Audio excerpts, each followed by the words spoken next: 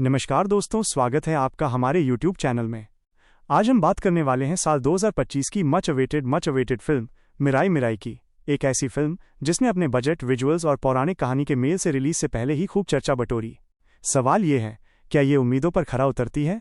क्या ये सिर्फ एक विजुअल तमाशा है या इसमें दिल को छूने वाली कहानी भी है?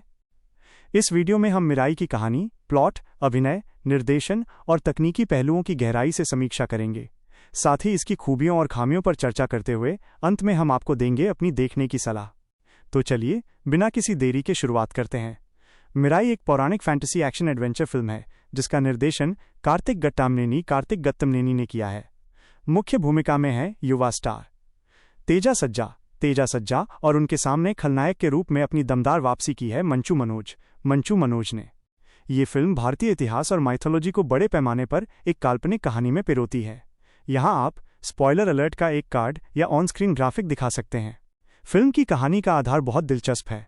ये शुरू होती है सम्राट अशोक के कलिंग युद्ध के बाद की घटना से। युद्ध के भारी रक्तपात और पश्चाताप की भावना से प्रेरित होकर अशोक अपनी दिव्य शक्तियों को 9 ग्रंथों 9 सेक्रेड स्क्रिप्चर्स में बदल देते हैं। माना जाता है कि ये ग्रंथ मनुष्यों को दिव्यता, डिविनिटी प्राप्त करने की क्षमता देते हैं। इन शक्तिशाली ग्रंथों को द ब्लैक स्वॉर्ड नामक अंधेर शक्ति समूह द्वारा लूटने की कोशिशों से सुरक्षित रखने का दायित्व सौंपा जाता है। कहानी का मुख्य नायक है वेधा प्रजापति, जिसे फिल्म में सुपर योद्धा भी कहा जाता है। वेधा एक अनाथ युवा है जो अपनी जीविका के लिए चोरी छिपे छोटे मोटे काम करता है। कहानी में एक बड़ा मोड़ तब आता है जब वेधा को पता चलता है कि वो उसी ग्रंथ का रक्षक है। इसके बाद वेधा का संघर्ष शुरू होता है महावीर लामा से, जो द ब्लैक स्वॉर्ड का निर्दयी नेता है। फिल्म में कई रोमांचक और बड़े एक्शन सीक्वेंस देखने को मिलते हैं, जैसे एक विशाल पक्षी संपत्ति प्रकार का सीक्वेंस, एक बेहतरीन ट्रेन एक्शन सीक्वेंस और ग्रंथ की खोज की एक लंबी यात्रा।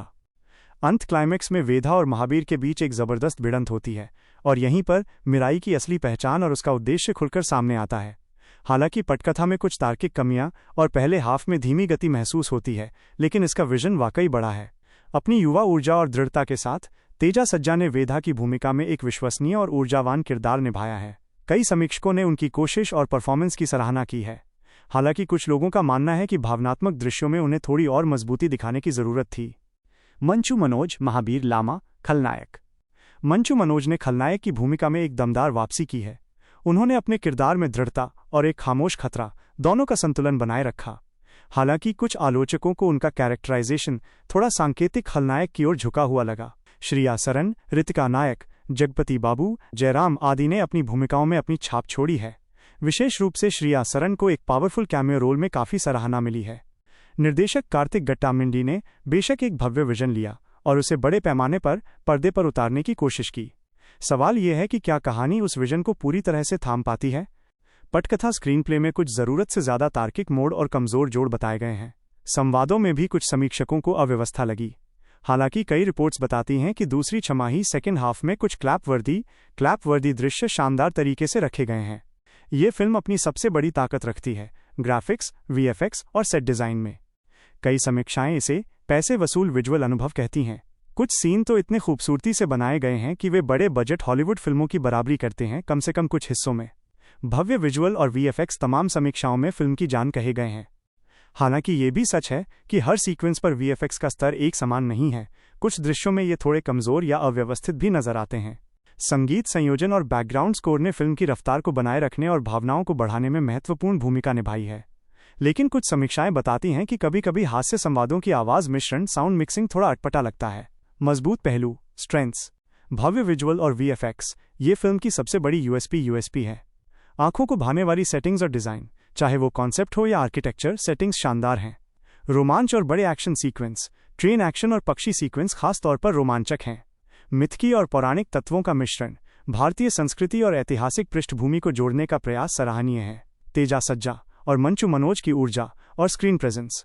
कमजोर पहलू, वीकनेसेस, पटकथा की संकीर्णता, लॉजिक की त्रुटियां, कुछ घटनाएं अप्रभावी लगती हैं।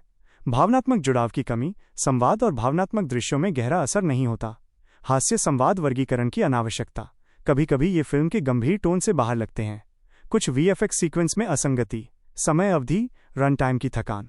169 मिनट की लंबी अवधि कुछ दर्शकों को भारी लग सकती है। बॉक्स ऑफिस पर फिल्म ने ठीक ठाक शुरुआत की है। हिंदी डब संस्करण ने पहले 4 दिनों में लगभग 9.86 करोड़ रुपए की कमाई की। वहीं तेलुगु मूल संस्करण ने पहले वीक में अच्छी कमाई करते हुए लगभग 56.75 करोड़ रुपए तक का आंकड़ा छुआ। सोशल मीडिया प्रतिक्रियाएं मिली जुली रही हैं। कुछ दर्शकों ने विजुअल अनुभव को शानदार बताया तो कुछ ने कहानी और संवाद की कमजोरियों को लेकर शिकायत की। समीक्षाओं में औसत रेटिंग लगभग 3.55 रही है, जिसका मतलब है कि फिल्म अच्छी है पर पूर्णतया बेहतरीन या क्लासिक नहीं। मिराई एक साहसी प्रयास है, एक ऐसी फिल्म जो दृश्यों का महाकाव्य बनने का इरादा रखती है। विजुअल और वीएफएक्स स्तर पर यह फिल्म निश्चित रूप से प्रभावशाली है। अगर आप बड़े पर्दे पर कला, पौराणिक कथा और एडवेंचर देखना पसंद करते हैं तो ये फिल्म विजुअली आपको बांधे रखेगी। लेकिन अगर आप कहानी की परतों, भावनात्मक गहराई और घटनाओं की विश्वसनीयता की उम्मीद करते हैं तो फिल्म कुछ जगहों पर फिसल जाती है। हमारी सलाह: इसे थिएटर में देखें, विशेष रूप से अगर आपको वीएफएक्स भारी फिल्में पसंद हैं। लेकिन पूरी उम्मीद न बैठाएं कि ये हर मोड़ पर एक क्लासिक साबित होगी। रिजल्ट: हम देंगे 3.55 स्टार्स। दोस्तों, ये थी हमारी मिराई फिल्म की समीक्षा।